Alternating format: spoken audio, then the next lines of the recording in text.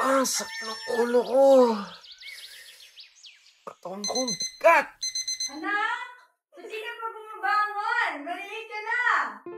Ma, di na lang ako papasok. Absent na lang ata ako. Mamatay na ata ako eh.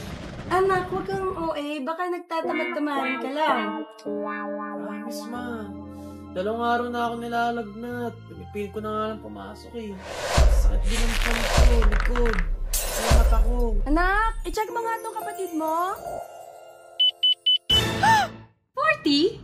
Alam niyo ba na ang dengue ay maaaring magdulot ng mataas na lagnat, matinding sakit ng katawan at ulo, pagsusuka, pantal, panghihina at kawalan ng gana sa pagkain? Baka naman may dengue ka. Parang nagutom ako ah.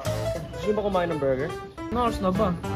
Uy, 4:00 na pala pre. Kung ganun, uuwi na pala ako. Hoy! Huwag kayo dyan, malamok. Uy, sige pre, mauna na kayo. Ako kasi may antayin pa ako eh. Ano hintayin mo? Basta, sige pre.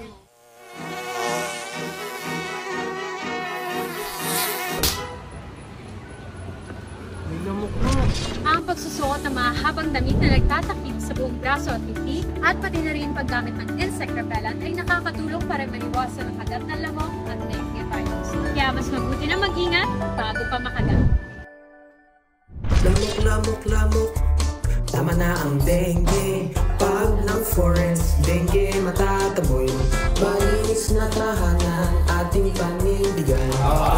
At protection ay ugaliin. Forest everyday, plus PLC all the way. Halagi kanan ang balita. Alam mo, namatay na. Okay talaga, pinalita sa iba.